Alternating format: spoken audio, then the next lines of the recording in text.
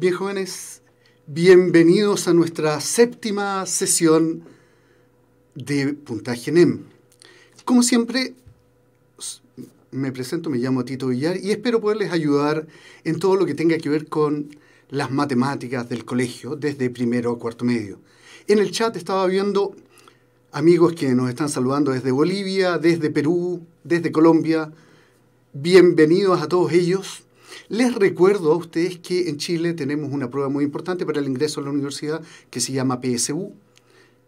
Y para prepararnos para esa prueba y a través de diversos años de la educación media en Chile, tenemos diversos tipos de pruebas. Puntaje NEM, estas sesiones, están diseñadas para apoyar los temas más relevantes de matemáticas desde primero o cuarto medio, los últimos 4 años de enseñanza media. Quisiera recordarles además que estas sesiones están patrocinadas por la Universidad Católica Silva Enríquez, que son los que nos ayudan a salir al aire todos los días lunes a las 6:30 de la tarde en Chile. Así que, dicho eso, bienvenidos, comencemos nuestras sesiones. Hoy día nos toca ver figuras. Las figuras geométricas, por supuesto, tienen diversas características. Nosotros hasta ahora hemos hablado de áreas, de perímetros y de características de las figuras elementales. Hoy día empezamos a trabajar en el espacio. Yo les quiero contar particularmente a aquellos alumnos que no hayan estado en las sesiones anteriores. El señor de la foto es Platón y lo pongo como símbolo durante todas las sesiones para graficar la importancia que tenía para él y para toda la civilización original griega, la importancia que tenía la geometría. Nosotros hemos estado viendo todas estas sesiones de geometría. Hoy día terminamos la cantidad de materia, en definitiva, y tenemos luego una sesión de ejercicios. Él no dejaba entrar a nadie a su isla a hacer lo que hoy día llamaríamos posgrados, si es que no sabía en geometría. Él lo consideraba algo básico y elemental. Así que los invito a ver figuras y cuerpos en el espacio. Objetivos de la clase hoy día. Queremos saber qué es un plano. Hasta ahora hemos trabajado con figuras planas, pero no hemos extendido nuestro ámbito de acción. Queremos saber qué es un plano, cómo se llaman los planos, los elementos del plano, las intersecciones de plano y qué figuras forman cuando tengo varios planos de diversas formas. Segundo, queremos ver ángulos en el espacio. Hemos visto ángulos ahora en lineales, ángulos planos, pero hay otros tipos de ángulos. Hay ángulos en 2 dimensiones, ángulos en 3 dimensiones. Vamos a revisar ese tipo de ángulos también hoy día. Nuestro tercer objetivo es analizar ciertas figuras relevantes que están formadas por planos especiales, en particular los prismas. Los prismas son una figura súper relevante, aparece harto ejercicio, harta pregunta. Como siempre les he dicho, a los profesores nos encanta preguntar de ciertas cosas y prisma es uno de los temas relevantes, muy preguntado. Y por último, objetivo de hoy día, queremos saber qué pasa cuando tomo una figura y la hacemos rotar en torno a un eje. ¿Qué figuras se forman? ¿Qué áreas tienen? ¿Qué superficies tienen? ¿Qué volúmenes tienen? ¿Qué tan grandes son? ¿Cómo se comparan con las demás? Y en definitiva, ¿qué puedo hacer con ellas? Eso es lo que esperamos hoy día. Vamos entonces al principio. Planos. Hablemos de planos. Las aplicaciones son relevantes. Esta figura lo que nos representa es que el objeto central de la casa que está ahí al medio de ese cubo, se puede ver desde diferentes puntos de vista. Desde ahora en adelante, cada vez que dibujemos cada uno de esos puntos de vista, le vamos a llamar planos. Los planos forman figuras.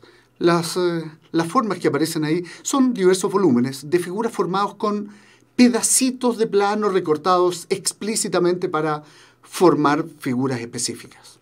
Estrellas, pirámides, rombos, me pueden servir de base para formar estas figuras que vamos a darle nombre dentro de unos minutos. Por supuesto, los planos nos permiten trabajar básicamente con dibujo técnico y toda una serie de ramas de la arquitectura, el diseño y la gráfica. Así que, una vez que entendemos cuál es la idea de lo que vamos a hacer hoy día, hablemos de qué necesitamos. les pido recordar primero los conocimientos de las figuras básicas. O sea, hay que saber bien las propiedades de los triángulos, de la circunferencia, de los polígonos, los nombres, el vocabulario, las partes, etc. Segundo, para entenderlo hoy día y que no nos sea tan complicado y tan difícil, necesitamos recordar los teoremas de geometría proporcional. Hablamos nosotros del teorema de las cuerdas, teorema de las secantes, la circunferencia, de teorema de Pitágoras, teorema de Tales, una serie de teoremas que nos dan proporcionalidad de trazos y de figuras y nos permiten dar el vocabulario adecuado a las figuras que vamos a formar. Y tenemos que recordar también cómo se calculan áreas. Y en muchos casos, necesariamente, para saber calcular áreas, necesitamos saber calcular perímetros también. Así que forma parte de lo que nosotros vamos a jugar hoy día. Vamos viendo. ¿Qué es un plano geométrico? Desde el punto de vista nuestro, desde el punto de vista geométrico, un plano es una superficie absolutamente plana, que no es redundancia. Vamos a ver superficies de planos que no son planas, planos en circunferencias, por ejemplo. Una forma, entonces, que necesitamos para definir plano es ciertos teoremas, ciertas características que nos permiten definir cuándo una superficie es realmente un plano en el espacio. Esta es la primera figura y es la primera de las características que deberíamos revisar. La figura de tono magenta, un plano. Lo deberíamos entender como una superficie totalmente recta para efectos de esta sesión aquí. Es una superficie totalmente recta y lo que nos queremos preguntar es ¿cómo puedo determinar un plano? ¿Cómo puedo definir geométricamente un plano? Y la primera definición de plano es el conjunto de puntos que queda determinado por una recta y un punto que no está sobre esa recta, y un punto independiente. Eso es lo que está representado ahí por la recta L1 y por el punto A. Si ustedes se fijan entonces, lo que tenemos nosotros acá, voy a llevar el cursor abajo, cuando lo encuentre, en realidad no lo estoy encontrando. Ok, tengo el cursor. Esto de aquí es una línea. La unión, la intersección, la forma de trabajar con estos elementos geométricos me determinan diversas figuras geométricas. Algunas de estas es cuando mezclo las dos, uno las propiedades de las dos, a eso le vamos a llamar unión. En otras oportunidades, cuando tomo el conjunto de puntos que cumple con pertenecer a figuras geométricas diferentes, le llamamos intersección. En este caso vamos a determinar un plano entonces cuando pueda decir que un plano es la unión de todos los puntos generados por una recta y un punto. No es la única manera de generar un plano, de poder definir un plano. Si yo quiero de todos los múltiples planos que hay en el espacio, quiero identificar uno solo, quiero determinar uno solo, puedo usar el segundo teorema, la segunda propiedad de los planos. Y es que al cruzar dos rectas, en cualquier forma que las cruce, de cualquier ángulo que los cruce, siempre me determinan un y solo un plano. La intersección, entonces, de dos rectas forma siempre un plano, y solo uno. Tercer teorema. Si tengo tres puntos no colineales, también puedo definir un solo plano ahí. Les recuerdo, la palabra colineal significa puntos que están en la misma línea. Estos puntos tienen que ser no colineales, no pueden estar en la misma línea. Así que si tengo tres puntos cualquiera en el espacio, por esos tres puntos solo pasa un plano. Así que me permite definirlo. Por esta razón matemática es que las mesas de tres patas nunca pueden cojear. Pueden cojear las mesas de cuatro patas, las de cinco patas, pero una mesa de tres patas nunca cojea. Puede ser una pata significativamente más corta que la otra, pero nunca va a cojear. Y es por esta definición. La razón matemática es esa. 3 puntos sobre el piso. Y por último, también queda determinado un plano cuando me dan dos rectas. Dos rectas, no me importa la dirección que tengan, pero si son paralelas determinan un solo plano posible. Esas son las 4 formas de determinar un plano. Definamos ahora elementos cuando junto planos. le vamos a determinar semiplano, le vamos a llamar, a denotar semiplano, para referirnos a un trozo de plano delimitado por una recta y desde ahí hasta el infinito. Un plano es, por tanto, una superficie infinita. Un semiplano es desde una determinada recta al infinito. Lo que tenemos en la figura son dos semiplanos. El ángulo que está formado ahora, ya no como habíamos visto antes por dos rayos, sino el ángulo que está formado por dos planos, no se llama ángulo, se llama ángulo diedro. La palabra diedro la vamos a usar hoy día harto. Ángulo diedro, entonces, está formado por dos semiplanos y por una recta. Es básicamente abrir un libro, lo que me queda adentro entre las dos páginas es un eje y dos páginas. Esas dos páginas actúan como los semiplanos de la figura. En este caso, en lo que aparece ahí, tenemos el ángulo alfa para determinar el ángulo diedro. Y estas líneas son solo referenciales, porque el ángulo de las líneas verdes, formados por los rayos K y J, no es un ángulo diedro, ese es un ángulo. El ángulo diedro es necesariamente las dos figuras unidas. Es toda la figura celeste, en definitiva. Un plano contra otro plano. Y donde se intersectan tenemos una recta de intersección o recta diedra. Esta de aquí, la recta rotulada como M, apreté mal esto. La recta rotulada como M, esa recta es una recta diedra, que es la que se forma por intersección de dos planos. Así que en definitiva, tenemos que dos planos forman un ángulo diedro, pero nos aparecen más vocabularios. Vamos por parte. La recta que intersecta esta recta diedra, le vamos a llamar desde ahora en adelante una arista. Y a cada uno de los pedazos, de los trozos de planos para formar una figura, le llamamos cara. Así que una cara es un trozo de plano y una arista es un trozo de recta diedra. En este caso, la arista va desde este punto hasta este punto. Y por eso tenemos una arista ahí. Esta no es una recta es una recta infinita. Esta no es una recta infinita, es una arista. Es un trozo de recta diedra. Y claro, todos estos segmentos celestes y rosados le llamamos cara. Son a su vez trozos, pedazos de plano. Los ángulos diedros se miden exactamente igual que los ángulos planos que habíamos visto hasta ahora, así que ahí aparecen ejemplos de 60 grados, de 90 grados, de 270 grados. En los ángulos diedros les recuerdo que también se parte desde la línea horizontal y en esa dirección, en la dirección contraria a los minuteros del reloj. Eso es positivo para nosotros. Parte desde cero y los demás números funcionan exactamente igual como los vimos cuando analizamos y recordamos ángulos planos. Ángulo diedro, entonces, lo relevante es lo que no se puede olvidar. Está formado por caras y por lo tanto por múltiples puntos. Más vocabulario.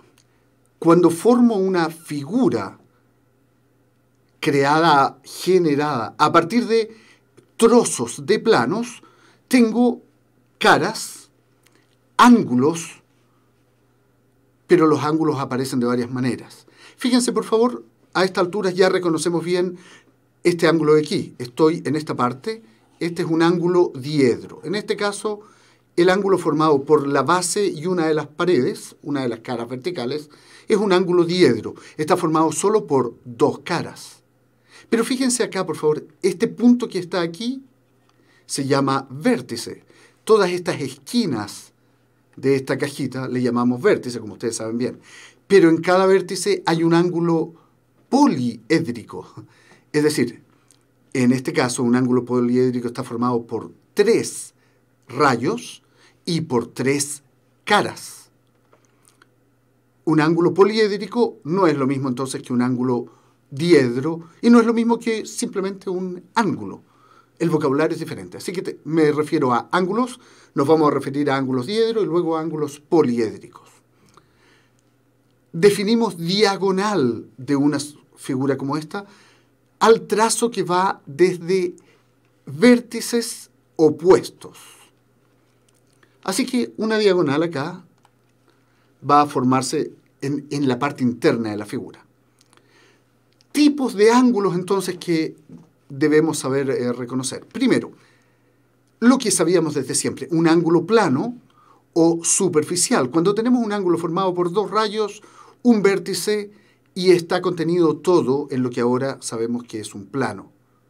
Ángulo diedro cuando está formado por dos caras. Y fíjense acá, el ángulo poliédrico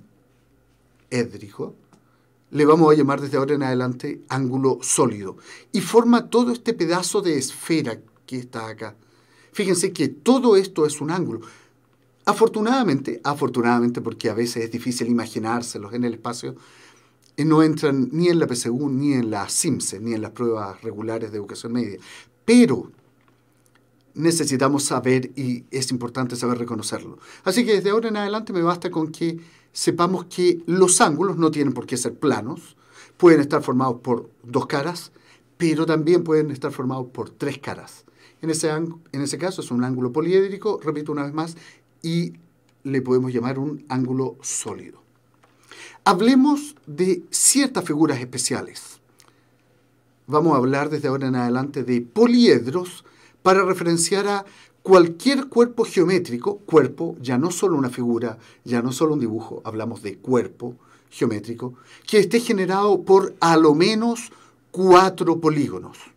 Así que por eso ustedes ven ahí en la definición de la pantalla que está formado por 4 o más polígonos. Puedo tener muchos polígonos, pero necesito 4 como mínimo. Ya ustedes se dan cuenta. ¿Cuál es la mínima figura plana? ¿Cuánto es la cantidad de trazos que tiene la mínima figura plana? Habíamos visto hace unas cuantas sesiones atrás que el triángulo es la mínima figura plana y cerrada. Tiene 3 trazos. Con 2 trazos no alcanzo a formar ninguna figura plana. Bueno, para formar volúmenes, para formar poliedros, lo que necesito son a lo menos 4 caras. ¿Alguien se imagina en este minuto cómo es una figura de solo 4 caras? Por si acaso les recuerdo, un cubo, un dado, una caja rectangular tiene 6 caras. La mínima es una figura que tiene 4 caras. La vamos a ver en un rato por si acaso, pero tal vez ya pueden ir imaginándose y pensando. ¿Hay alguien en el chat que me quiere contar cómo se llama una figura de la vida real que tiene solo 4 caras? Ah, no veo nada por aquí.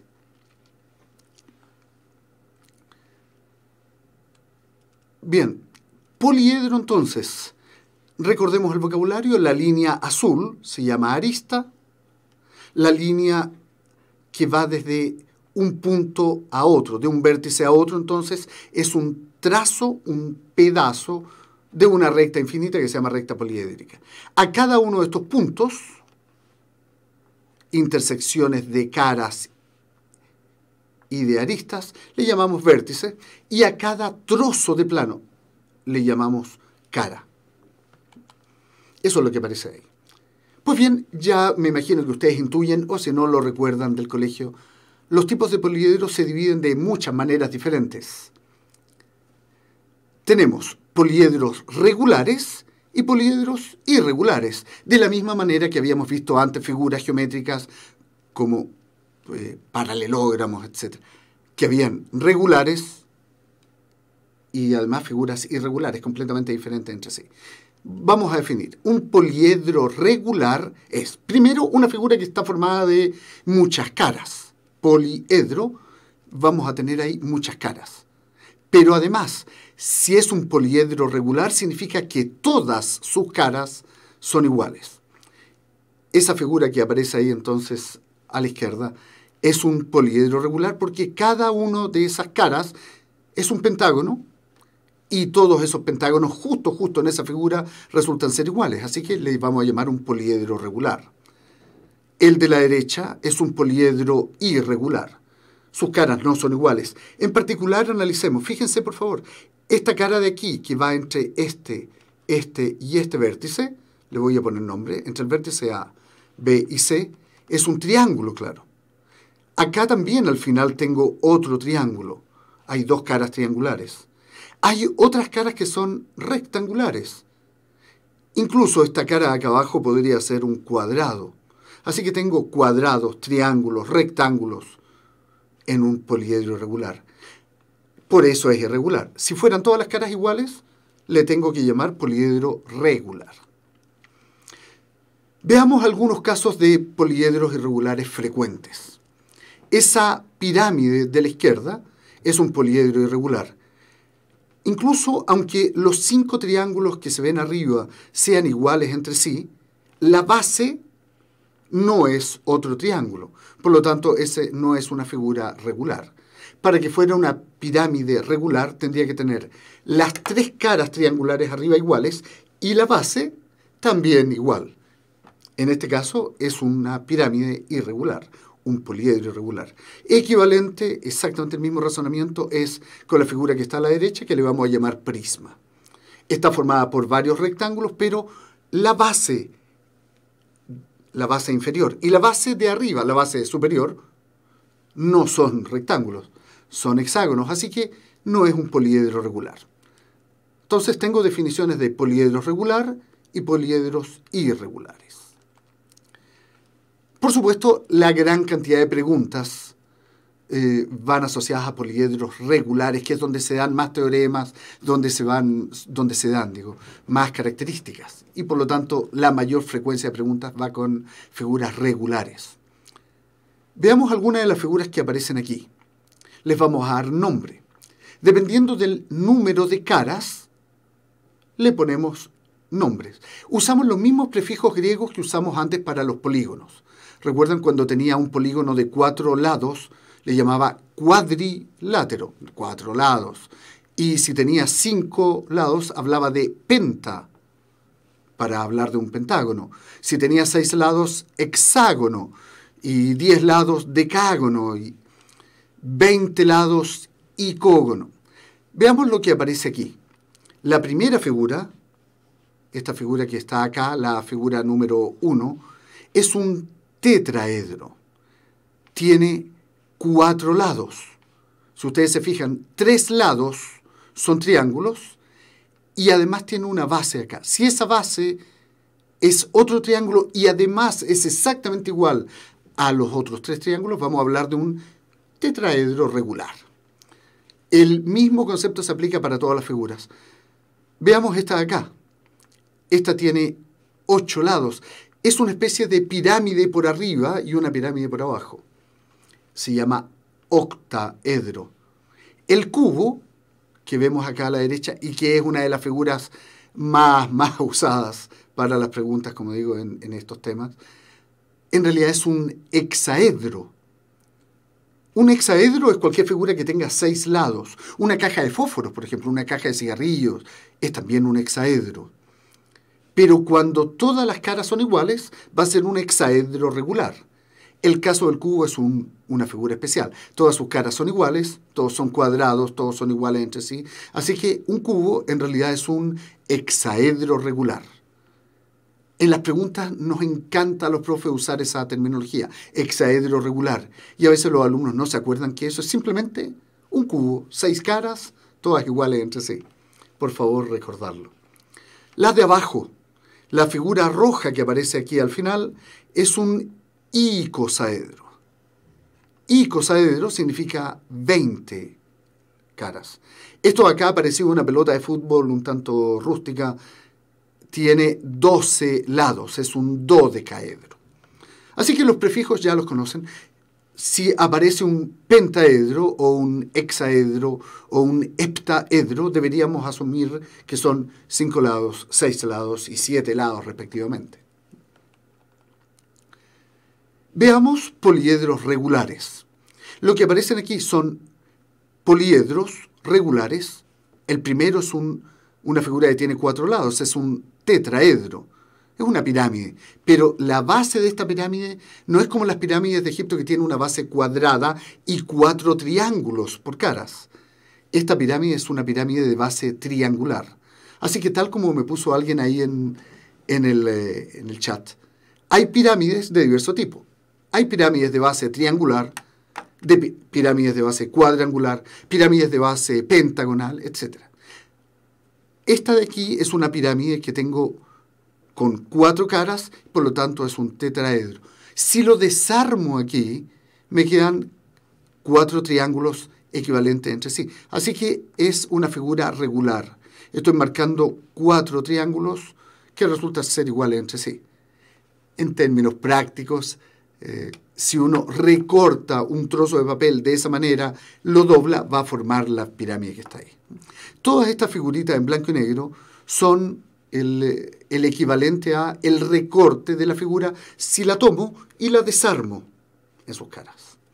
Un cubo, como ustedes ven acá, tiene 6 caras entonces. La cara 1, 2, 3, 4, 5 y 6. A veces corresponde a un buen ejercicio. Yo recomiendo harto a los alumnos tratar de imaginarse, recortar esta figurita y armarla solo en la mente, solo para desarrollar las habilidades de abstracción. Simplemente tratar de imaginarse estas figuritas es ya un gran ejercicio intelectual. Imaginárselas doblándolas, agrandándolas, achicándolas, intersectándolas unas con otras. ¿Qué pasa? ¿Cómo se forma una figura si tengo un cubo y lo intersecto con una pirámide? Ese tipo de cosas es un ejercicio de abstracción. Así como los deportistas hacen gimnasia y ejercitan músculos, un intelectual ejercita el poder de abstracción. Y la concentración y la abstracción se ven claramente beneficiadas cuando hacemos ejercicios de este estilo. Ejercitación de cuerpo en 3D genera mucha abstracción. La siguiente figura tiene 8 lados. Es un octaedro. Y los 8 triangulitos iguales que están acá forman entonces un octaedro regular, y lo mismo en los que están ahí abajo. Si me pasan una figura, un recorte, y me dicen, me obligan, me piden en la pregunta a determinar qué figura es y cómo se llama, no me queda más que contar cuántos triangulitos aparecen. Acá tengo 1, 2, 3, 4 triangulitos por 5 series. Aquí hay 20 lados. Esto es un icosaedro. Les recuerdo que ico significa 20. El otro es de 6 lados, así que es un dodecaedro. Las mismas figuras que habíamos visto antes, entonces, al desarmarlas en sus componentes, nos aparecen estas figuras que vemos aquí. Estos son poliedros, pero especiales, son poliedros regulares. Lo que ven ustedes ahí me gustaría que quedara grabado y lo analizaran en algún minuto. Esta es la tabla que determina las características de un poliedro. Un poliedro de 6 lados, de 4 lados, de 12 lados, de 20 lados, de 8 lados. Por si acaso lo voy a anotar aquí. El hexaedro es de 6 lados, el tetraedro de 4, el dodecaedro 12, el icosaedro hemos dicho ya varias veces 20, y repito una vez más, octaedro con 8 lados. Así que, ¿cómo son las figuras que lo forman? Es lo que aparece ahí en ese cuadro. Si ustedes se fijan, para el hexaedro, para que sea un hexaedro regular, las 4 caras que se ven son cuadrados, pero además la base inferior y la base superior son además cuadrados iguales. Son 6 cuadrados iguales. Esa figura tiene 6 cuadrados que lo forman. Tiene 8 vértices. Si ustedes se dan cuenta, 1, 2, 3, 4. Y otros 4 vértices que no vemos desde aquí en la parte de atrás. Tiene 8 esquinas. Entonces, un hexaedro tiene 6 cuadrados, 8 vértices, tiene 12 aristas, de las cuales ahora yo estoy viendo 1, 2, 3 y 4 para formar este cuadrado que tengo al frente. Un cuadrado al lado con otro par de aristas más, otro arriba con otro par de aristas más, pero son en total 12 aristas las que tenemos. Y desde cada vértice salen 3 aristas. Así que voy a borrar esto ahora para poder usarlo más fácilmente. Y nos damos cuenta entonces que desde este vértice que está aquí salen 3 aristas. Y desde cada vértice Desde cada esquina aparecen 3 aristas. El hexaedro se caracteriza por estos números que estamos viendo aquí. Veamos ahora este tetraedro que está acá. Aparecen 4 triángulos equiláteros. Esta es una figura que es un tetraedro regular. 3 de estos triángulos están hacia arriba, el cuarto está en la base. Son todos equiláteros, todos iguales entre sí. Así que tengo 4 vértices, 1, 2, 3 y 4. Tengo 6 aristas y ustedes ya lo visualizan, desde cada uno de los vértices aparecen 3 aristas. Así que las aristas por vértice en el caso de esta pirámide es de 3 aristas por vértice.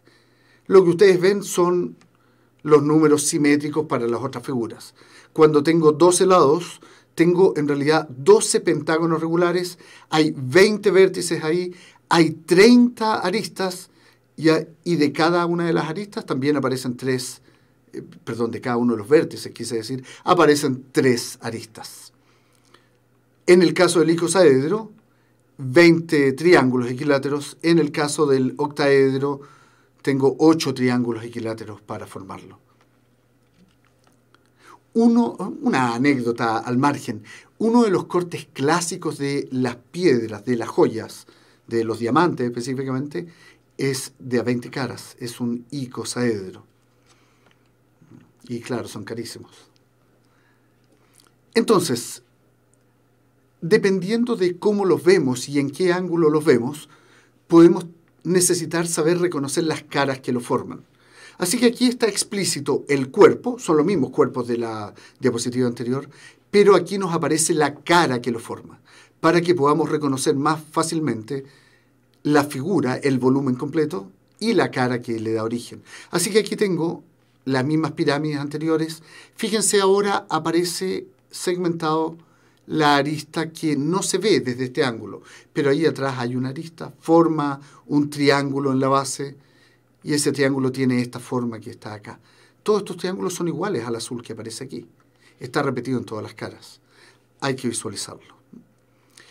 Por supuesto, esto queda grabado en video, pero les sugeriría en algún minuto, particularmente a aquellos alumnos que les cuesta imaginarse estas figuras, que vengan aquí, paren el video en este punto, lo dejen ahí un rato y vayan línea por línea comparando el volumen, la figura, el cuerpo completo, con la figura que le da origen. Con la figura plana me refiero, que le da origen. Y ese ejercicio les va a permitir visualizar y entender bien este tipo de cosas. Hablemos de otro tipo de figuras relevantes. Un tipo especial de poliedro. Les vamos a llamar prisma a un cuerpo geométrico generado por 2 tipos de caras. Unas caras, le vamos a llamar dentro de poco las caras verticales, son paralelogramos. Son todos rectángulos, rombos, romboides, cuadrados, son paralelogramos. En todo prisma, las caras laterales son paralelogramos. Pero esos son las caras laterales. Abajo y arriba hay bases.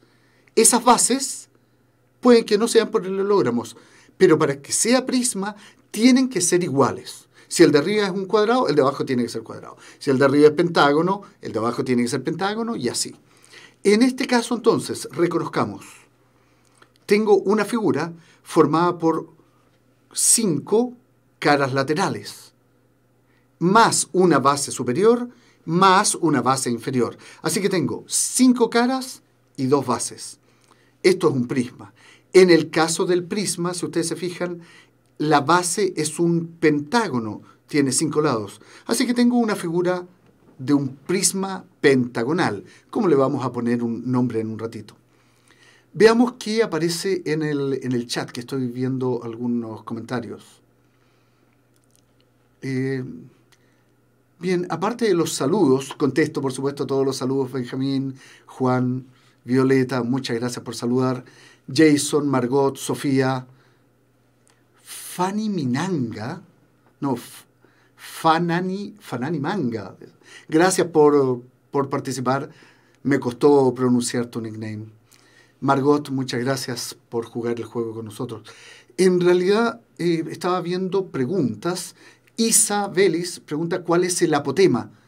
Tenme paciencia, Isa. Apotema, para adelantarte, para que no te quedes en el aire, es una línea imaginaria que va desde un vértice hasta uno de los lados de una figura que forma parte de un volumen. Pero dame unos minutos todavía, lo vamos a ver hoy día, pero tenme paciencia un ratito para llegar ordenadamente ahí cuando veamos vocabulario de volúmenes.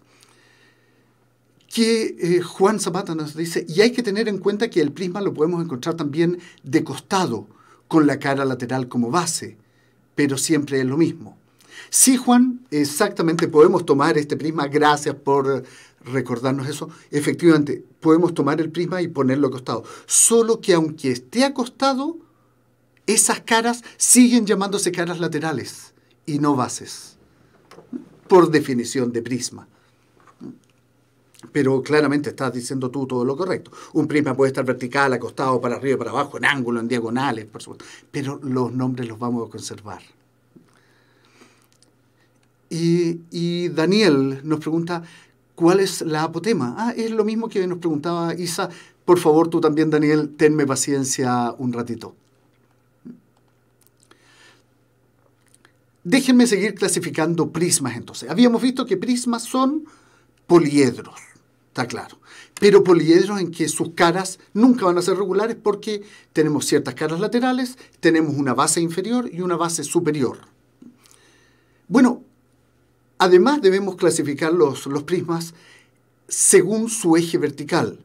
Si nosotros imaginariamente tomáramos, Juan, estos prismas, lo dejáramos en forma vertical, pero el eje no nos queda de ninguna manera vertical, tal como lo estás viendo en el prisma oblicuo de la derecha, el que aparece más allá aquí. Ese eje vertical no queda recto, nos queda inclinado, nos queda oblicuo. Así que ahí estoy obligado a decir que ese es un prisma oblicuo, a diferencia del prisma recto. Por supuesto, la definición la vamos a ver con los ángulos diédricos que se formen acá abajo. Esta cara de acá, atrás, comparado con la base, tiene un cierto ángulo. Si ese ángulo es de 90 grados, yo digo que es un prisma recto. Pero claramente aquí los ángulos no son de 90 grados. Este ángulo de aquí, comparado con esta base, no es de 90 grados. Es oblicuo. Y por lo tanto digo que es un prisma oblicuo. Eso es todo lo que necesito de nombres. Prisma recto, prisma oblicuo. Según su concavidad, ustedes ya ven allí, hay figuras que tienen una especie de sacado, de como que alguien les hubiera sacado un pedazo. Pues bien, si la figura es hacia afuera, todas las caras son hacia afuera, las vamos a definir en términos de ángulo en un rato, pero por ahora, para reconocerlas, lo importante es, si todas las figuras están hacia afuera, a eso le llamamos un prisma convexo. Sin embargo, si tiene una parte socavada, si le hemos extraído un pedazo a eso, le llamamos un prisma cóncavo. Así que aparece ahí un prisma convexo y un prisma cóncavo para diferenciarlos de la parte que está diferenciando, en este caso, hacia afuera o aquí hacia adentro. Es como si nos hubieran sacado un pedazo ahí de prisma. Según su base, estos nombres sí que son sumamente usados. Aquí les pido su atención. Y de nuevo, si no recordaban los nombres, vuelvan en algún minuto a esta parte del video, dejen la parada hasta que se aprendan los nombres y después siguen adelante. Según su base es como más comúnmente se clasifican los prismas. Así que ustedes ven, dado que aquí tengo un triángulo de base, este es un prisma triangular o prisma de base triangular. Lo mismo aparece aquí, este es un prisma, pero tengo un cuadrado acá abajo. Y por lo tanto, prisma cuadrangular, prisma rectangular, prisma pentagonal con el pentágono que está aquí abajo en la base. Acá hay un hexágono, así que es un prisma hexagonal. Básicamente, tomamos la base y levantamos esa figura como si fuera una especie de elástico, de extensor, y lo que nos queda formado es un prisma. Si la base era un triángulo, al extenderlo nos queda un prisma triangular. Y tiene tiene 3 caras laterales en el caso del prisma triangular. En el caso de un prisma cuadrangular o un prisma rectangular aparecen 4 caras laterales, en el caso del prisma pentagonal aparecen 5 y así en adelante, ¿no? Así que lo que necesitamos aquí es saber reconocer la base. Según la base nos define el prisma. Por supuesto puedo combinar. Podría aparecer un prisma pentagonal oblicuo que no es igual a un prisma pentagonal recto. Y la diferencia va a ser que el prisma pentagonal recto está con un eje completamente vertical y el prisma pentagonal oblicuo está un poquito ladeado, de manera que va a quedar oblicuo. Así es obvio. Puedo combinar entonces. ¿Qué es importante definir de los tipos de prismas? En términos geométricos, lo que hacemos es trasladar la base. Por lo tanto, definimos los prismas como que son figuras generadas por una traslación de una figura geométrica. Si tengo un triángulo y lo traslado, la figura comprendida entre ellos, y por lo tanto el volumen comprendido entre ellos, eso es un prisma triangular en este caso. Así que vemos los triangulitos amarillos. En el caso de la figura, el triángulo se extendió.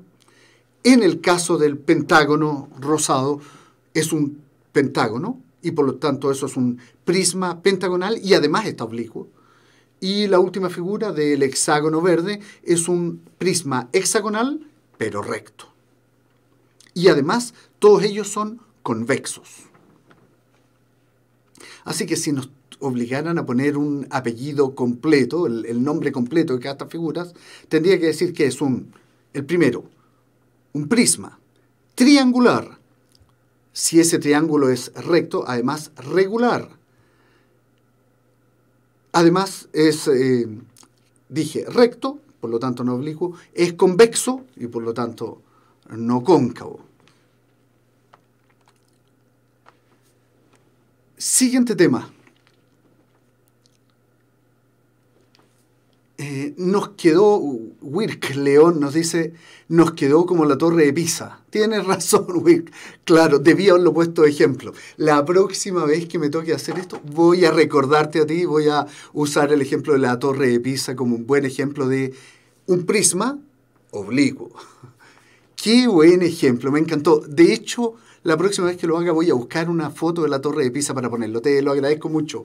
Muchas gracias. Hablemos del siguiente tema, cuerpos de revolución.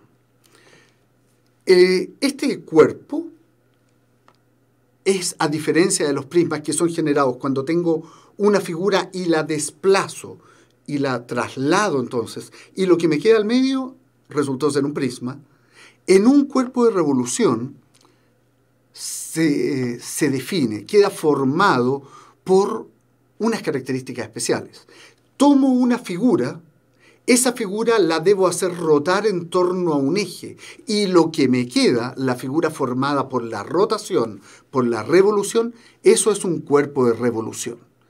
Y tiene otro nombre completamente diferente. Fíjense acá, por favor. Acá, primero que nada, reconozcamos las figuras. Acá tengo un rectángulo celeste. Entre estos vértices de aquí, los 4 vértices que estoy poniendo, ustedes ven un rectángulo celeste. Está un rectángulo ahí vertical.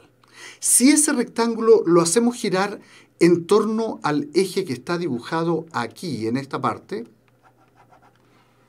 y acá, déjenme dibujar entonces, claramente indicado con esas flechitas, que estoy haciendo girar ese rectángulo en torno a ese eje, lo que nos queda es este cilindro que tenemos acá. El cilindro es una figura de revolución, es un cuerpo de revolución, porque fue generado al rotar un rectángulo sobre un eje. El eje se llama eje directriz. La línea que queda por fuera, que va dando el volumen del cuerpo, no sobre la que está girando, sino la línea que va por fuera, esa se llama generatriz. Así que tengo eje directriz y eje generatriz. O simplemente, en confianza con esta figura, le vamos a hablar de la directriz y la generatriz. La directriz, por definición, coincide con el eje donde estamos haciendo rotar la figura geométrica. La generatriz es por definición la frontera donde va quedando la parte externa, el exterior de la figura generada. Así que en términos formales vamos a definir cómo un cuerpo de revolución es un cuerpo geométrico generado por la rotación de una figura alrededor de un eje. Y eso es lo que aparece aquí. Por supuesto lo puedo girar en torno a la izquierda o a la derecha. La figura al dar una vuelta completa es por supuesto igual. Sin embargo, siempre rotar hacia la izquierda es en el sentido anti-horario, en el sentido antiminuteros del reloj, son los grados positivos. Así que si esta figura me dicen rótela pero no 360 grados, sino que solo un pedazo, por ejemplo, rótela solo 90 grados, este punto que está aquí me quedaría aproximadamente por acá. Si yo lo hubiera dibujado bien como 90 grados. Estos de acá son 90 grados hacia allá. De hecho, explícitamente voy a anotar, ahí son más 90 grados. Si me hablaran de rotar menos 180, menos 90, menos 45, tendría que ir a favor de los minuteros del reloj. Y por lo tanto poner desde aquí hacia acá. Esos son grados negativos. Ok.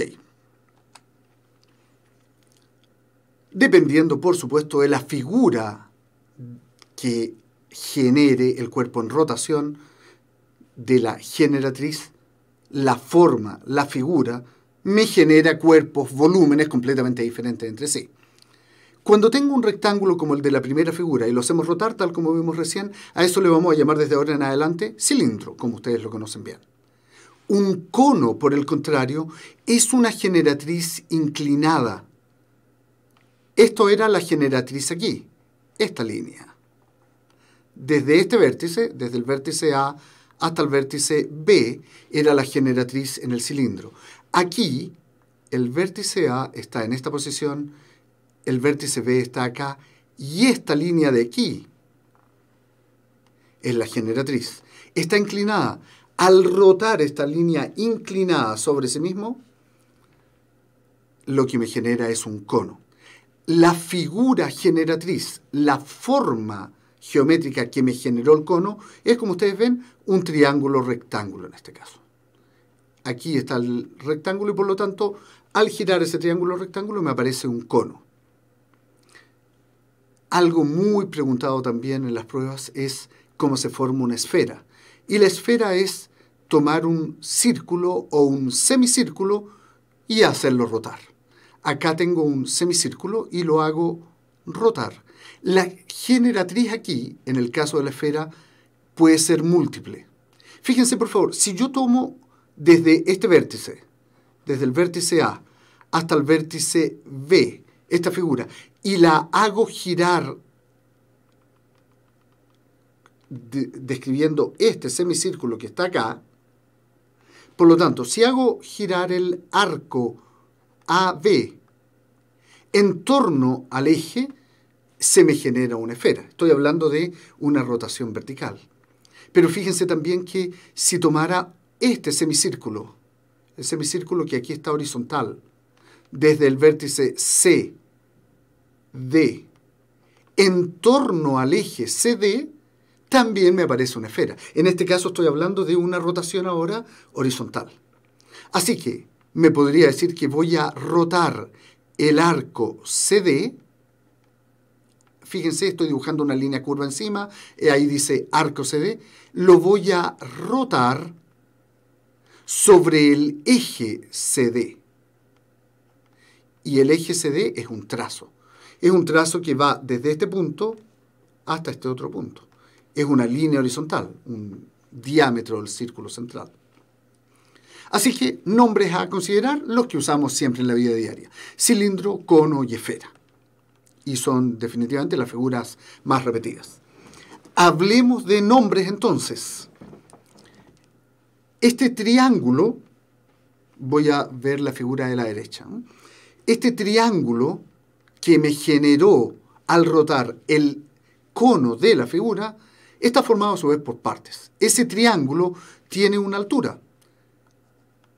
Si le pongo vértices A, B, C a este triángulo, siendo rectángulo aquí en el vértice B, esos ángulos son el vértice A aquí, el vértice B en esta posición y el vértice C acá arriba. Ese fue el triángulo original. Al hacer rotar ese triángulo ABC en torno al trazo BC, acá tenemos una rotación en torno al trazo BC. Aquí estoy indicando, voy a rotar en torno al trazo BC. Esto es una línea recta. Esa línea recta constituye el eje de rotación. La generatriz es la hipotenusa de este triángulo. Este lado de acá, este cateto, el cateto AB, es el radio del cono formado. Así que tenemos ahí una equivalencia de figuras. Las figuras no tienen por qué ser siempre geométricamente regulares, lindas y perfectas.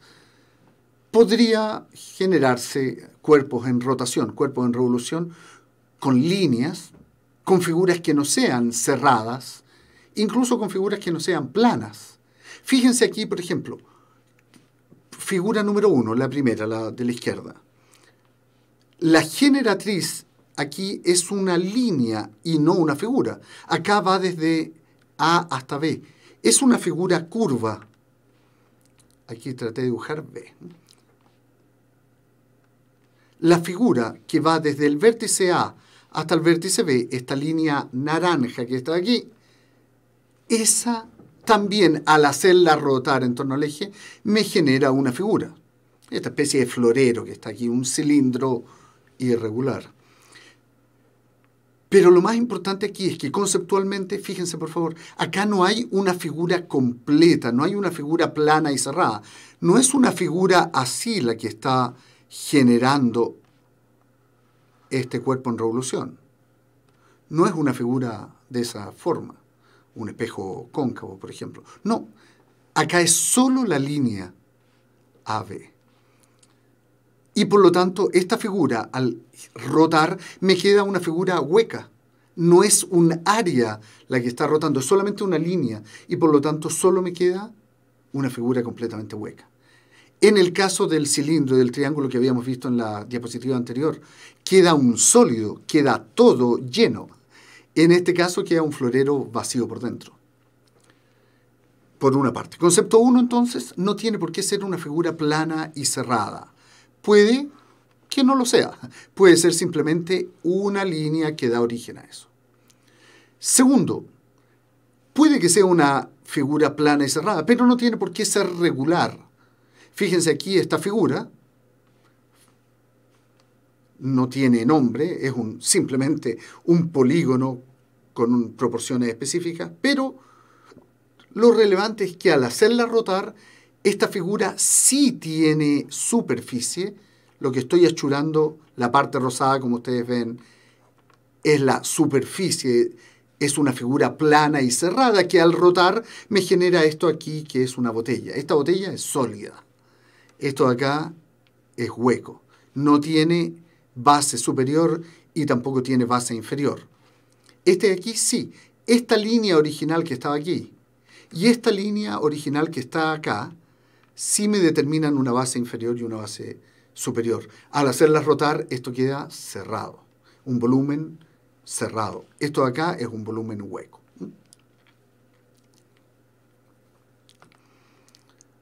Bien. Veo algunas participaciones en el chat. Quisiera leerlas junto con ustedes. Ok. Yadira me dice, no entiendo. Yadira, dime qué parte no entiende si la conversamos de nuevo. ¿Estábamos hablando de prismas en ese minuto o de poliedros, de figuras de rotación, etc.? Juan nos dice, entonces un octaedro surge de rotar un triángulo equilátero. Un octaedro no es una figura lisa y que la podamos generar por rotación. Sí podemos formarla pegando triángulos equiláteros, pero no puedo formar un octaedro al hacer rotar la figura. no es por rotación, es más bien por pegar caras ahí. Fananimanga me dice, eso del círculo de la esfera está denso. Sí, tienes razón, definitivamente puede ser denso. Por eso, una vez más, sugiero a los que recién se estén incorporando con nosotros que vuelvan a esa parte del video, la dejen parada y traten de imaginarse, de hacer un ejercicio de abstracción y tomar un semicírculo, por último un círculo, un anillo, y imaginarse que al hacer rotar ese anillo sobre sí mismo, lo que me queda formado, si lo roto muy rápidamente, es la imagen de una esfera. Sí, estoy completamente de acuerdo contigo, pues que sea muy denso. ¿La revolución siempre genera una base circular? Sí, la revolución en torno a un eje, con respecto al eje, siempre genera una base circular. Sí. Así que tienes toda la razón, Wirk. ¿Qué días y qué horarios son las clases en vivo? Matías revisa la portada del canal. Sí, en la portada del canal aparece. Nosotros tenemos sesiones todas las semanas de lenguaje y de matemáticas. Tenemos una profesora de lenguaje que está todos los días miércoles de 6:30 a 8, y matemáticas los lunes de 6:30 a 8. Vamos en paralelo. Todas las semanas de 6:30 a 8, todos los días lunes. Así que hay ahí una revisión de horarios que hacer. ¿Cómo es el teorema de Pappus en una figura irregular? Tenme paciencia y lo podría mencionar. En principio, Sofía, no entra directamente en la materia, así que te puedo adelantar que no tengo ninguna diapositiva para verlo. Es una condición especial en un caso especial de rotación de ciertas figuras especiales para poder determinar áreas y volúmenes de la figura que queda formada. Pero para nosotros, dado que no entra en el temario nuestro, ni siquiera lo mencionamos como teorema de Pappus. Isa, profe, ¿el cilindro está formado por traslación y rotación? ¿Traslación de un círculo y rotación de un rectángulo? Sí, exactamente, Isa. Lo podemos formar por los dos métodos. Geométricamente podemos definir, tal como lo estás diciendo tú. Puedo definir un cilindro como un círculo al que le hago una traslación y lo que me queda es un cilindro. Así que perfecto. Y además puedo tomar un rectángulo y rotarlo y me queda también un cilindro. Perfecto. Son las dos formas de hacerlo. De hecho, qué bueno que lo tengas identificado, porque en un ratito más, cuando tengamos que ver cómo calcular las áreas y los volúmenes, cuánta pintura necesito para pintar un círculo, o una pirámide, o una casa, en definitiva, vamos a necesitar las fórmulas y la forma básica de entenderlos es lo que tú estás diciendo, es entender cómo se generaron. Profe, ¿cómo puede uno identificar un cuerpo de revolución? Catalina, no es una pregunta tan fácil ni tan obvia. Hay un tema de imaginación que hacer, en definitiva. Si es un cuerpo en revolución, hay ciertas características que sí podemos confiar. Por ejemplo, que son simétricas. Todo lo que resulta con respecto al eje es una figura geométrica. Al rotarlo vamos a ver lo mismo por este lado que por cada uno de cualquier otro punto de vista contra el eje vertical. Así que es una figura geométrica. Y además es absolutamente circular. Si cortamos una figura hecha por una revolución, la cortamos horizontalmente, si el eje es vertical me refiero, y la corto horizontalmente, lo que aparece es siempre un círculo, siempre algo circular. Fíjate en esta botella verde que tenemos en este minuto en la imagen. Si lo cortamos a este nivel, por ejemplo, si definiéramos aquí un cierto corte, lo que veo es un círculo. Si lo defino por acá un cierto plano de corte, lo que me queda es un círculo. Si defino por acá un cierto plano de corte, lo voy a tratar de dibujar aquí ahora, lo que me queda en realidad es una especie de... No una especie, perdón. Es un círculo. A mí me está quedando muy chueco, claro, pero porque estoy a mano alzada sobre un dibujo grande, pero lo que queda ahí es un círculo. Así que las identificamos porque siempre hay un eje, siempre son simétricas, y donde se te ocurra cortarla seccionalmente, lo que te queda es un círculo. Profe, ¿cómo se puede identificar entonces un cuerpo de revolución? Ok, gracias a ti, Sofía. George Samudio, ¿Qué es la sección axial? Sección axial es cuando tomo una figura y la cortamos justo en el eje de rotación. Y vemos qué pasa ahí. Por ejemplo, si cortamos esta figura con un plano vertical que justo pasa por arriba del eje de rotación, lo que nos queda es un corte seccional, pero es una sección axial. Axial es eje, ¿eh? Así que lo que tenga que ver con axial siempre es eje. Básicamente voy a borrar todas estas figuras que tengo aquí para tratar de mencionártelo con un poquito mayor de detalle. Si en esta botella corto un plano aquí, estoy tratando de dibujar entonces un plano vertical, pero que justo corta aquí en el eje y acá a la altura del eje, lo que vamos a ver es un perfil axial, una sección axial. Claramente, si tengo un cilindro, traté de dibujar ahí un cilindro. Voy a borrarlo de nuevo esto. Ahí. Estaba tratando entonces de dibujar un cilindro. Ahí quedó mejor. Si tomo un cilindro y lo corto en la mitad a esta altura con un eje vertical, lo que voy a tener entonces es ahí un círculo central. Así que voy a decir que esa es la sección horizontal. Pero si lo corto a través del eje, el eje de este cilindro, así, lo que voy a tener entonces es un rectángulo. La sección axial de este cilindro entonces resulta ser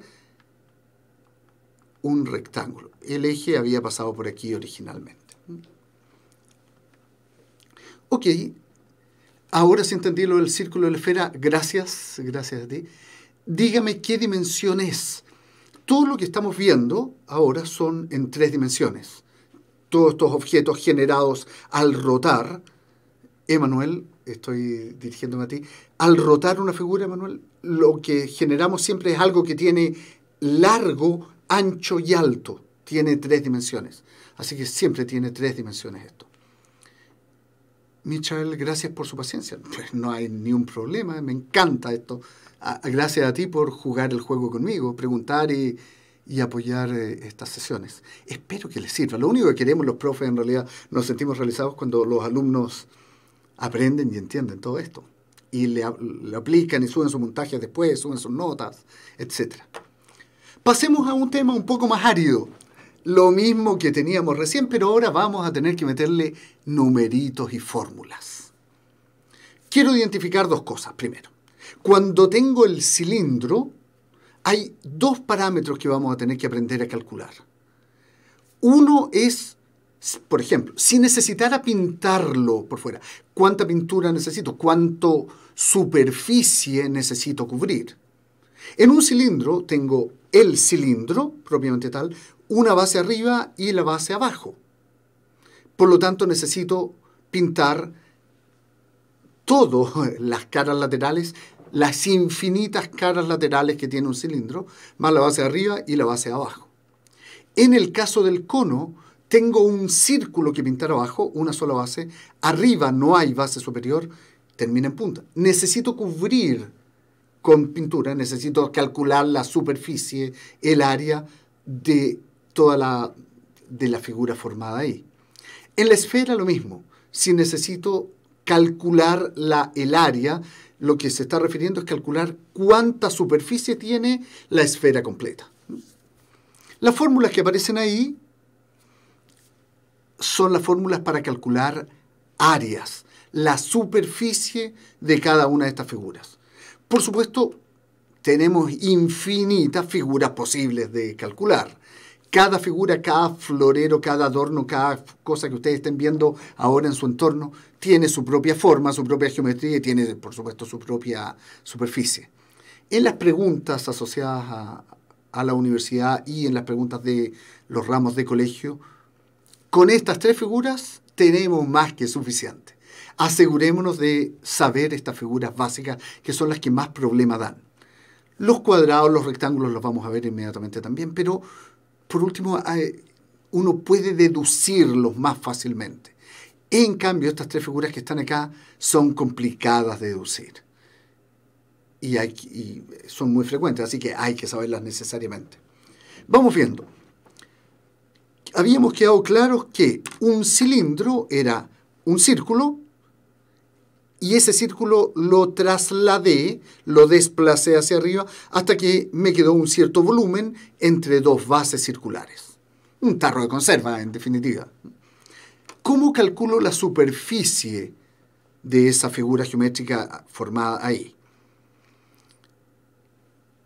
Y la forma en que lo vamos a hacer es básicamente el concepto básico de lo más clásico. Largo por ancho por alto.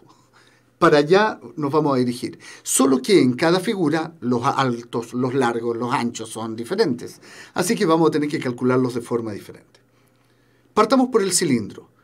Este círculo que está abajo, que lo voy a poner aquí aparte, es como si tuviera un círculo ahí. No me gustó el círculo. Estaba tratando yo de dibujar un círculo. Otra vez. Ya, estoy ahí dibujando un círculo. Ese círculo es la base abajo. Tengo un círculo arriba. Es la base superior. Y el cilindro, a su vez, es un gran rectángulo.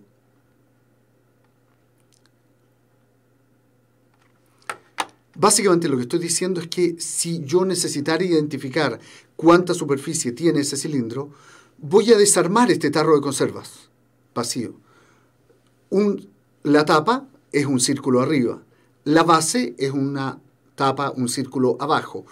Y el cilindro que me queda adentro es como si lo cortara y lo abriera, de tal manera que me queda un rectángulo. El área, entonces, la superficie de un cilindro, va a ser lo que resulte de sumar el área de dos triángulos, el triángulo que está acá arriba, el triángulo que está acá abajo, y la pared, el área lateral, que es un rectángulo cortado y extendido. Veamos cómo se hace eso. Vamos viendo. El área de un círculo lo recordamos de la sesión pasada, o de hecho yo estoy seguro que ustedes lo recuerdan de siempre. El área del círculo es 2, perdón, no voy a partir por 2, luego lo sumo con el 2. Voy a decir que el área es pi r cuadrado. Pero resulta que tengo un círculo arriba y un círculo abajo. Así que el área de los dos círculos va a ser 2 veces eso. 2 pi r cuadrado. Eso es la superficie de los dos círculos. Pero resulta que ahora necesito ver la superficie de este rectángulo.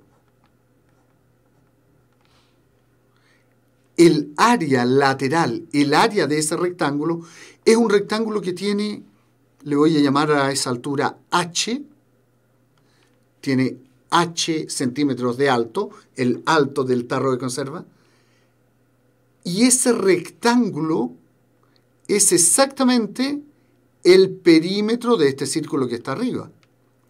El perímetro de ese círculo es 2 pi r. Así que lo que tengo es que este rectángulo de aquí está formado por 2 pi r, la base, que es ese lado, por la altura, por h. Si sumo esto más esto, tengo la superficie de todo este cilindro. Yo sé que se complica un poco, pero déjenme ver si lo podemos revisar de una manera un tanto más sencilla. Quisiera que siempre recordáramos que todas estas figuras geométricas tienen en alguna parte una base, en alguna parte tienen un techo, una tapa, y tienen caras laterales. Todo nuestro problema se traduce en identificar cómo son esas figuras y calcular la superficie de esas figuras componentes.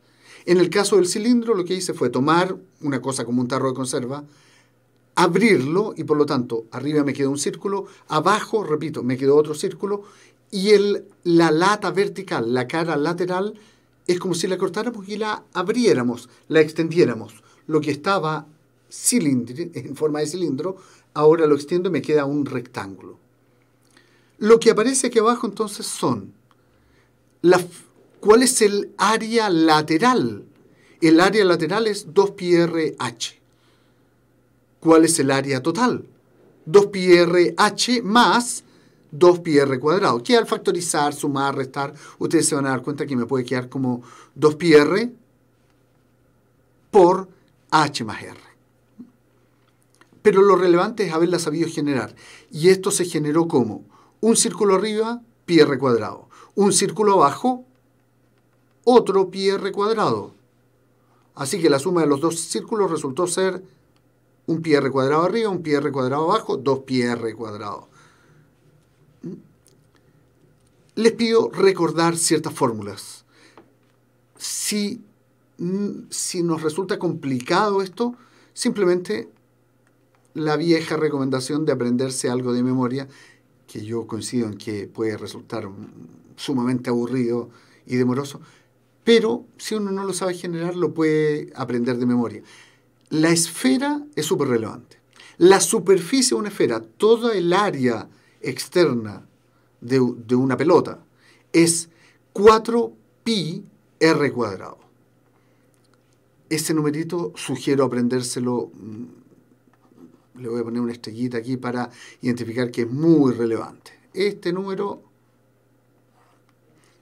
4πr cuadrado, la superficie de una esfera. Veamos entonces, metámonos con detalle, figura por figura, áreas y volúmenes. Voy a sugerirles que, como vamos a ir revisando la forma de calcular las áreas y la forma de calcular el volumen de unas 6 u 8 figuras relevantes, si lo necesitan, vuelvan a aprenderse de memoria las fórmulas. Todas están basadas aquí en el hecho de decir que en todas las figuras tengo largos por anchos por altos. Algunas son súper obvias. Así que, si me piden calcular el volumen de esta figura que está aquí, que se llama paralelepípedo, como es recta, se llama paralelepípedo rectangular, donde todos sus ángulos son, como ustedes se imaginan, de 90 grados. Esta figura es un paralelepípedo rectangular y para calcular todo su volumen, todo el espacio que ocupan, multiplico el fondo, ancho, por largo, por alto. A por B por H, siendo A la base aquí abajo, B el fondo y H la altura. A por B por H es la manera de calcular entonces el volumen. Largo por ancho por alto, lo básico. Ahora, ¿cómo me las arreglo para calcular el área o superficie de esta figura? Fíjense que aquí tengo una serie de rectángulos. Si ustedes se fijan, este rectángulo acá, el que estoy dibujando y achurando aquí en esta parte, esta cara es igual a la cara que está acá detrás, al lado derecho. Por lo tanto, esta figura es igual. Lo mismo sucede con la base, que es igual al rectángulo que está acá arriba, y la cara frontal, que es igual a la cara posterior. Todas las caras están repetidas, son iguales. Así que el problema ahora se traduce en saber cuáles son las superficies de cada área. Vamos viendo, la cara frontal, la más grande, este rectángulo grande que está aquí, es A por H. Pero hay otro A por H que está detrás. Así que estamos deduciendo esta fórmula. La voy a escribir de nuevo. Por una parte, ya sé que tengo un A por H aquí. Además tengo un A por B. La base es A por B. Y abajo hay una y arriba hay otra igual, que es otro A por B. Así que voy a tener que sumar A por B, la base, más la cara frontal, que es A por H. Y además voy a tener que rotular la cara lateral, V por H. La superficie total a pintar, por ejemplo, la superficie a cubrir de este paralelepípedo es entonces A por B, A por H y b por h, todos multiplicados entre sí, pero de cada una de ellas hay 2, así que por eso aparece ese 2 al principio. 2 por eso es el área total de la superficie de este paralelepípedo rectangular. Si vuelvo aquí, lo voy a dejar borrado. Un cubo. Recuerden, por favor, el nombre. Un hexaedro regular es un cubo. Y tiene todas sus caras iguales. Son 6 caras. Así que ya sé que tengo que sumar las 6 caras. Pero como cada cara es un cuadrado del lado A, cada cara es a su vez A cuadrado. Como tengo 6 caras, voy a multiplicar eso 6 veces. 6 por A cuadrado es la fórmula que ustedes vieron ahí al principio y que es el área, la superficie de un cuadrado. ¿Cuánto es el volumen de ese cubo? Bueno, es también largo por ancho por alto. Solo que en este caso el largo es A, el ancho es A y el alto es A. Porque todas estas figuras están formadas por aristas iguales. Esto de aquí es A, pero esto de aquí, el ancho, también es A. Y el fondo, esto de acá, también es A.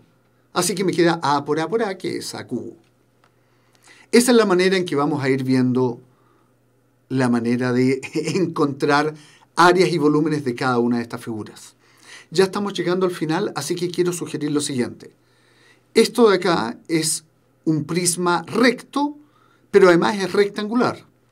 Así que lo que vamos a ver es largo por ancho por alto. La manera de calcular el área de esto es el triángulo que está abajo por la altura. Así que si soy capaz de calcular el área del triángulo que está abajo por la altura, tengo las áreas de las 3 caras laterales. Y a eso le voy a tener que sumar el área del triángulo basal y el área del triángulo superior. Así que si me las arreglo para calcular cuánto es el área del triángulo, lo multiplico por 2 y ya tengo la suma completa de superficies. ¿Cuánto es el volumen? Es el área básica, el área basal, por la altura. Base por altura. Entonces B por H. De un cilindro, ya lo dedujimos recién, pero básicamente se trataba de encontrar para el área del círculo que está abajo, la superficie del círculo que está arriba y la superficie del rectángulo que se forma cuando abro el cilindro. Y cuando quiero calcular el volumen, tengo que calcular el área de la base, de este círculo, de esta circunferencia que está acá abajo. Veo esa área y eso lo multiplico por H. Así que, como el círculo es, para hacerlo con detalle, pi r cuadrado, eso es la base, y eso lo multiplico por la altura, H en este caso. Eso es lo que da origen a las fórmulas que ustedes ven acá. Aquí tengo un cono. Acá tengo una esfera. Le estoy dejando un par de segundos a cada figura para que ustedes puedan volver al video cuando corresponda y recordar estas fórmulas. En el caso de la esfera, les había contado que 4 pi r cuadrado es una fórmula sumamente usada, muy frecuente, así que les recomiendo con mucho énfasis aprenderla de memoria, y el 4/3 pi r cubo que determina el volumen de una esfera. ¿Qué tan grande es una pelota? 4/3 pi r cubo. También es una fórmula muy usada. Para ir finalizando entonces, ¿cuánto mide el ángulo diedro formado por las caras laterales del prisma de la figura adjunta? Y me dicen que la base es un pentágono regular. Eso significa que tengo que aprender a recordar cuáles son los ángulos de un pentágono regular. Eso lo vimos cuando vimos polígonos. Quisiera ver en el chat que me dijeran cuánto vale cada ángulo diedro ahí entonces. ¿Alguien se atreve en el chat? Uf, ¿qué pasó? Ahora se nos olvidó cuánto medían. Les recuerdo, les había pedido algunas figuras clásicas. Las figuras clásicas que quiero ponerle énfasis eran el triángulo equilátero, el cuadrado, el pentágono y el hexágono. En el caso del triángulo eran 60 grados cada ángulo. En el caso del cuadrado eran 90 grados cada ángulo. Y en el caso del pentágono, que eran 5 lados, lo que me están preguntando aquí es cuánto es ese ángulo. El ángulo diedro formado por caras, esta es una cara, esta es otra cara, y el ángulo diedro que me están preguntando es este. Les pido volver a estudiar ese tema para que me puedan contestar esa pregunta. Gracias, John, pero en realidad el ángulo diedro formado por las caras laterales es entre esa cara y esta cara. Ese es el ángulo diedro. Tú me estás contestando 90 y tengo la impresión de que calculaste el ángulo que hay entre una cara y la base. Eso sí es 90 grados. Pero acá no me estaban pidiendo entre una cara y la base. Me están pidiendo por caras laterales. Así que era otro el número. Ya, ahí estoy viendo más resultados. Gracias. Pensé en un momento dado que se nos había olvidado todo, ¿no? Sí, y como pista, en el pentágono y en el hexágono, los números mágicos eran 108 y 120. Pero debió haberse contestado más rápidamente. Veamos acá. ¿Cuánto mide el ángulo diedro formado por los planos P1 y P2 que se cortan perpendicularmente en la figura adjunta? Planos que se cortan perpendicularmente. Si el ángulo diedro está formado por planos, y en este caso sí el resultado es súper obvio. Ustedes lo revisan en su casa. Veamos un poquito más de nivel de dificultad. Acá me dicen, mire, esta figura es un hexaedro regular cuya arista mide 2 centímetros. Si es hexaedro regular, es un cubo. Todas las aristas tienen que medir entonces 2 centímetros. Y por lo tanto, lo que yo espero es que ustedes me digan cuánto vale el área sombreada. El área sombreada es este triángulo interno que está formado por una arista, esa es una arista del cubo, esta es otra arista y esta es la diagonal interna del cubo. Resulta que esta arista vale 2, eso sí está claro. Pero ¿cuánto vale esta arista de este triángulo, este cateto del triángulo sombreado aquí? Si le pongo nombres a estos vértices, yo me voy a referir a ellos como A, el vértice B acá y el vértice C por aquí. Ok, el trazo AB es una arista. La pregunta me dice que eso mide 2 centímetros. Pero BC no es una arista, es una diagonal. Es una diagonal de este cuadrado que está acá abajo, de la base. Así que voy a tener que calcular cuánto vale esa línea. Y una vez que tenga esa línea voy a tener que hacer recién entonces el cálculo para ver la diagonal de este triángulo que está aquí. ¿Alguien se atreve a darme el resultado? Ok. Esto de aquí abajo es 2 raíz de 2. Y la diagonal interna, tarea para la casa también entonces. Las soluciones, si es que se necesitase dar, probablemente ninguno de ustedes lo necesite, es solo cosa de tiempo, pero por si lo necesitasen, las podemos revisar la próxima sesión. Una pregunta conceptual. Indíquenme, por favor, ejemplos de cuerpos geométricos que no sean posibles de generar ni por traslación ni por rotación alrededor de un eje. ¿Qué figura se forma? ¿Qué figura conocida? ¿Qué figura ustedes recuerdan? Que se forma cuando no la puedo formar ni por traslación ni por rotación. Mauricio, estás cerca, pero dame la respuesta mejor, lo piensas con calma, lo calculas con todo tiempo. Gracias por jugar el juego, Catalina, Sofía, Mauricio, el biólogo, John, Mauricio, etc. Un pentágono es una figura que no puedo formar por rotación ni por traslación, ¿cierto? Una estrella, un romboide, ya, perfecto. Pero cuando estoy hablando de cuerpos geométricos, no hablé de figuras geométricas, hablamos de cuerpos. Entonces, un pentágono es una figura plana y cerrada, no es un cuerpo geométrico. es una figura geométrica.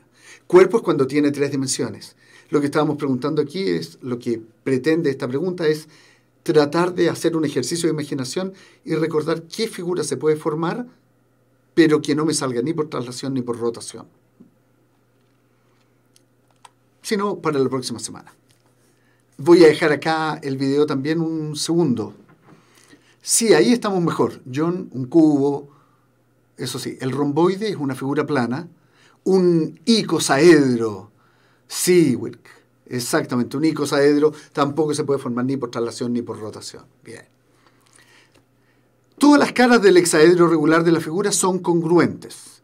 Les recuerdo que congruente significa que son exactamente iguales. Ángulos iguales, lados iguales, trazos iguales, todo igual. Si la superficie total achurada es de 24 centímetros, ¿cuál es el volumen de ese cubo?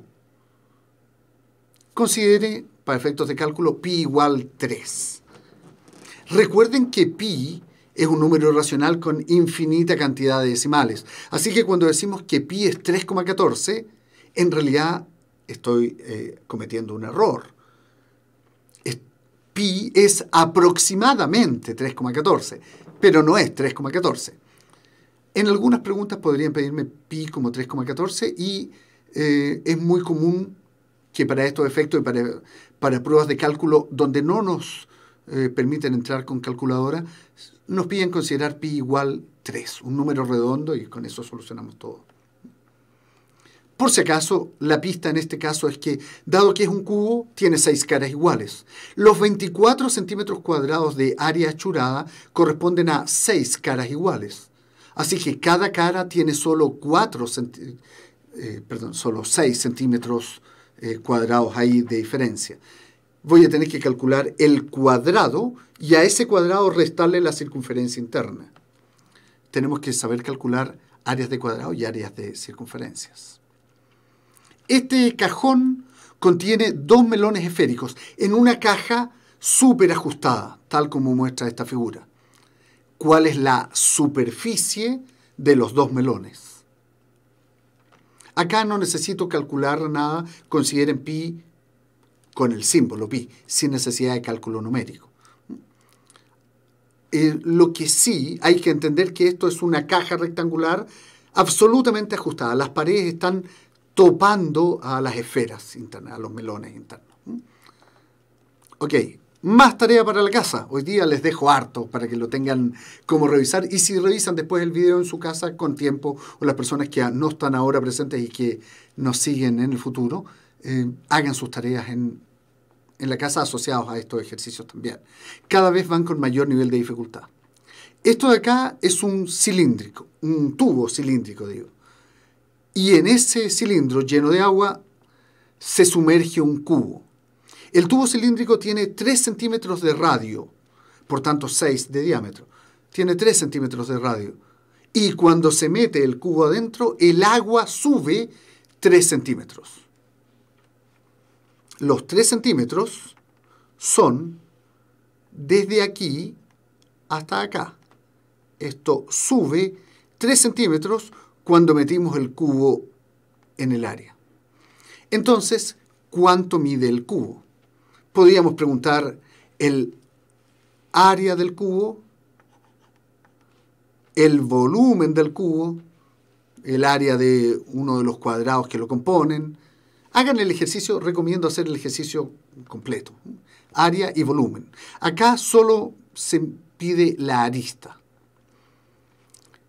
Y ya estamos un par de minutos pasados de las 8, pero ténganme paciencia, por favor. Quisiera dejar este ejercicio también propuesto para ustedes. En esta figura, esto es un cilindro.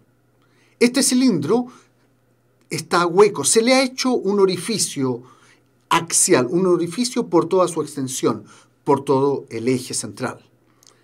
El cilindro tiene radio de 10, largo de 30, y el cilindro interno tiene diámetro 18 en toda su extensión. La pregunta es, ¿cuánto resulta ser el volumen del cuerpo resultante? Este cilindro que era sólido, pero le sacamos un poco de adentro. ¿Qué tanto volumen, qué tanto material me quedó en este en esta figura. Y la última, que también dejo de tarea para la casa. La figura siguiente muestra un triángulo obtusángulo que tiene 24 unidades cuadradas. Toda esta figura achurada, el triángulo ABC, tiene 24 unidades cuadradas. Y esta figura se hace girar indefinidamente en torno al eje Y. La pregunta es, entonces, ¿cuál es el volumen del cuerpo geométrico que quedó generado por el área achurada? Créanme, es un ejercicio de mucha imaginación y muy complicado. Lo que tengo que usar para eso, la pista es, tengo que calcular el cono que genera la generatriz de la parte de afuera. Por otro lado, tengo que calcular el cono generado por la generatriz AB, que es la parte interna, y restar ambos volúmenes, el volumen del cono grande menos el volumen del cono chico. Y eso es el volumen completo del área generada aquí. Un detalle.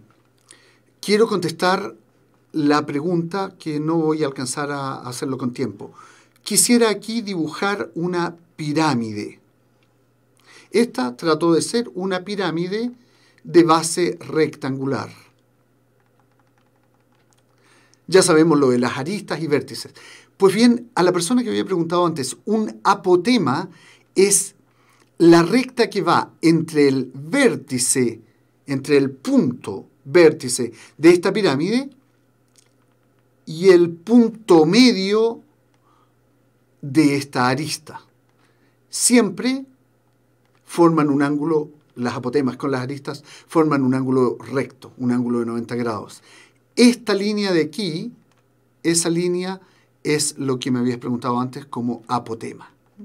Yo me la salté por efectos de tiempo y respecto al teorema lo podemos dejar para la próxima sesión y lo metemos ahí. Bien, excepto que haya alguna pregunta de último minuto, jóvenes, esto ha sido la sesión de hoy día. Los espero el próximo lunes a las 6:30 de la tarde, de 6:30 a 8, para revisar el último de los capítulos de geometría. Ahora estamos en geometría proporcional y geometría avanzada.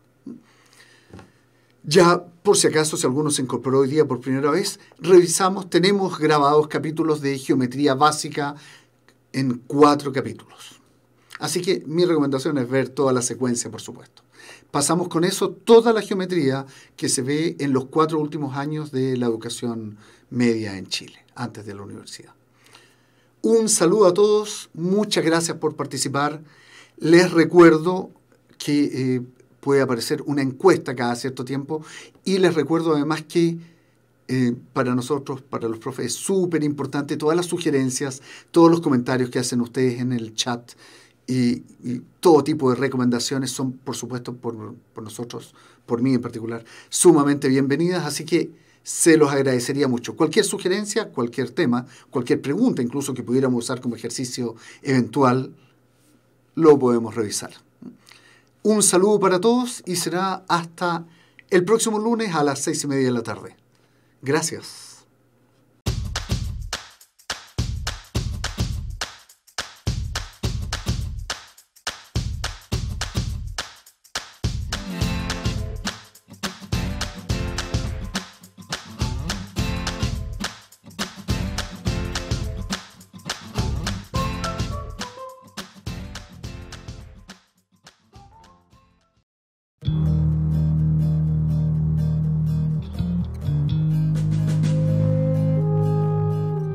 Somos la Universidad de un legado. El cardenal Silva Enríquez nos desafía permanentemente a cada uno de nosotros a trabajar por las necesidades concretas de nuestra sociedad. En esta universidad el modelo de formación tiene un sello distintivo. Nosotros queremos formar buenos profesionales, pero también ciudadanos responsables y comprometidos con la sociedad. Nuestra universidad, a lo largo de su historia, ha mantenido un permanente compromiso con la calidad. Somos una institución privada, sin fines de lucro, heredera de un legado valórico que nos obliga a estar atentos a los desafíos de las personas y la sociedad. Nuestra universidad, desde su origen, está vinculada a temas públicos. Ganan los estudiantes y sus familias porque concretan sus proyectos de vida, gana la universidad porque acoge a buenos alumnos y gana el país porque recibirá mejores profesionales. Ven a vivir la experiencia de un proyecto educativo comprometido con la sociedad. Por eso te invito a conocernos y a formar parte de nuestra comunidad universitaria. Un proyecto solidario e inclusivo. Con el legado del cardenal Silva Enríquez y su sueño de Chile. ¡Ven a la Católica Silva Enríquez!